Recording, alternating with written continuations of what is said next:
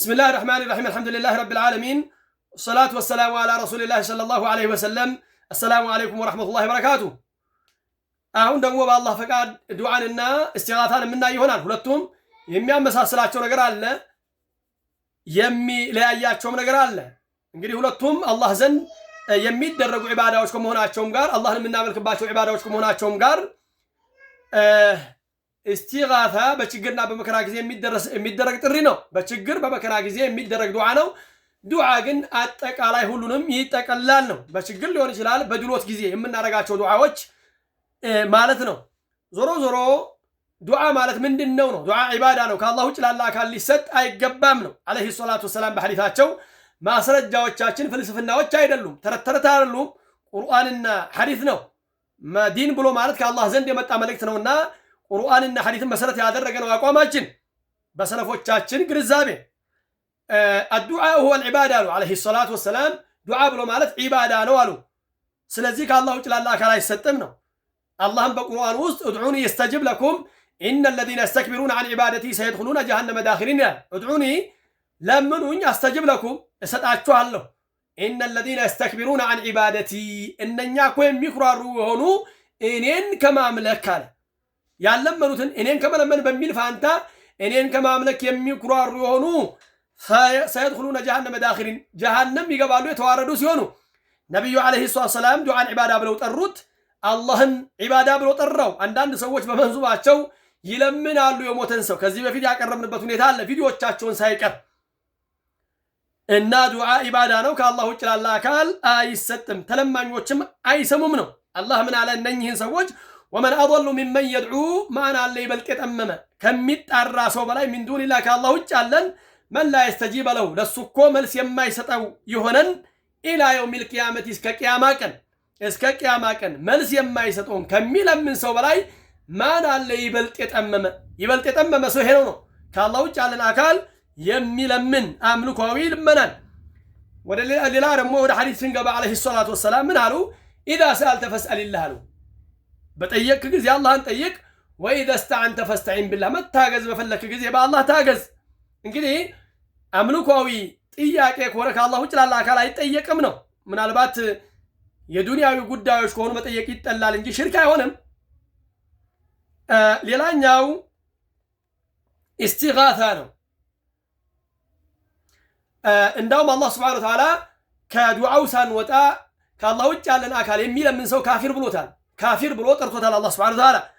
ምን አለ? ወመን የድዑ መዐ አላህ ኢላሀን አኸረ ከአላህ ውጭ ያለን አካል ወመን የድዑ የሚጣራ የሚለምን መዐ አላህ ከአላህ ጋራ ኢላሀን አኸረ ሌላን አምላክ ላ ቡርሃነ ለሁ ለሱ እኮ ማስረጃ የለውም በሚሰራው ስራ ብሂ በዛ በሚሰራው ስራ ፈኢነማ ሒሳቡ የዚህ ሰው እኮ ሂሳቡ ዒንደ ረቢህ እጌታው ዘንድ ነው ካለ በኋላ ኢነሁ እሱ አላህ ስብሓነሁ ወተዓላ ላ ዩፍሊሑል ካፊሩን ካፊሮችን ነፃ አያወጣቸውም። ሲያውቁ ምንድን ነው የሚያመላክተው?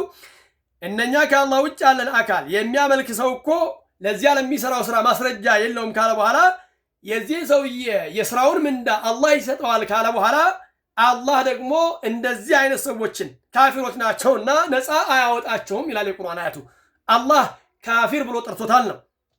ሌላኛው የምናየው እስቲጋታን ነው። እስቲጋታ በችግርና በመከራ ጊዜ የሚደረግ ጥሪ ነው። የድሮ ሙሽሪኮች ማዕበል ሲያናውጣቸው ባህር ላይ ሆነው ችግር ላይ ሲሆኑ አላህን በብቸኝነት ይጣራሉ። ለምን? እነኛ ማለቶቻቸው ከዚህ ከጭንቅ እንደማያገለግሏቸው ጠንቅቀው ያውቃሉ። አሁን ግን በየመንዙማው አጊትና ይላሉ። ማን? አበራሙዝ፣ አልከሶ፣ የተለያዩ አብሬት እና መሰል አገራችን ላይ ትልልቅ ዑለሞች ተብለው የሚባሉ ያለፉ አቡል ጀበል እነኚህን ሰዎች ይጠሯቸዋል ነው። አጊትና እያሉ እርዳን ይላሉ። እነኚህ ሰዎች አይረዱም፣ መልስም የሚሰጡ አይደሉም፣ የሚሰሙም አይደሉም ነው። ታዲያ እርዳታ መጠየቅ ብሎ ማለት ሁለት አይነት ናቸው። አንደኛው የሰው ልጆች በሚችሉት እርዳታ መጠየቅን ይመስል ሙሳ እንደተጠየቁት ፈስተኻተሁ ለዚ ሚን ሺዓቲሂ ዐለ ለዚ ሚን ዐዱዊሂ ይላል።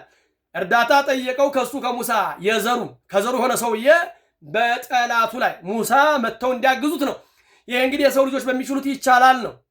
ነገ የውመል ቂያማ ዐለይሂ ሰላቱ ወሰላምን ሰዎች እርዳታ ይጠይቋቸዋል። መጀመሪያ አደም፣ ከዚያ ኑህ፣ ኢብራሂም፣ ሙሳ፣ ዒሳ እያሉ ይሄዱና እነኚህ ሁሉ አንችልም ሲሉ ወደ ነብዩ ይመጣሉ። ነብዩ አላህ ፊት ሄደው ሱጁድ አድርገው ይፈቀድላቸዋል። ታዲያ ይሄንን እርዳታ መጠየቅ ነውና ነብዩን እርዳታ መጠየቅ ይቻላል ወይ ለሞቱት እርዳታ መጠየቅ ይቻላል ይላሉ ነው። ይሄ ተገቢ ያልሆነ ነገር ነው። ባለቦታው ማስረጃን ማቅረብ አለይሂ ሰላቱ ወሰላም አላህ ፊት ቀርበው አላህን እንዲጠይቁ መጠየቅ እሳቸውን የሞተን ሰው ከመጠየቅ ጋር የሚያገናኘው ነገር የለም ነው። እዚህ አሁን በህይወት ያለን ሰው ዱዓ አድርግልኝ አንተ ለሊት ትቆማለህና ትጾማለህና እኔ ለአላህ ቅርብ ባሪያ አይደለሁም ብሎ መጠየቅን ይመስል ዱዓ እንዲደረግለት ከዚህ ጋር ያመሳስለዋል እንጂ ከመጀመሪያው ከአላህ ውጭ ያለን አካል ከማምለክ ጋር የሚያገናኘው ነገር የለም ነው። እንግዲህ ከአላህ ውጭ ያለን አካል ማምለክ ማለት ኢስቲጋሳ መጠየቅ እንደማይቻል አላህ በቁርአን ነግሮናል። ችግር ቢመጣ ችግሩን የሚያነሳው አላህ ነው። ከአላህ ውጭ ያለ አካል አያነሳውም። ችግር በደረሰብን ጊዜ ልንጠራው የሚገባን አላህን ነው። ምን ይላል? አመን ዩጂቡል ሙጠር፣ ማን ነው መልስ የሚሰጥ የተጎዳን ሰው ኢዛ ደዓሁ በጠራው ጊዜ፣ ወየክሽፉ ሱአ መጥፎን ነገር የሚያስወግድ ማን ነው ይላል። ወየጅዐሉኩም ኹለፋ አልአርድ በመሬትም ምትክ የሚያረጋችሁ እንድትተካኩ የሚያረጋችሁ ማን ነው? አኢላሁም መዐላህ ከአላህ ውጭ አምላክ አለን? ቀሊለን ማ ተዘከሩን ጥቂት እንኳን አትገነሰጹም። ጥቂት እንኳን አትገሰጹም ወይም ጥቂትንም አትገሰጹም ጭራሽ ማለትን ያስይዛል ነው። ለማንኛውም የተጎዳን ሰው መልስ የሚሰጥ አላህ መሆኑን በቁርአን ነገረን።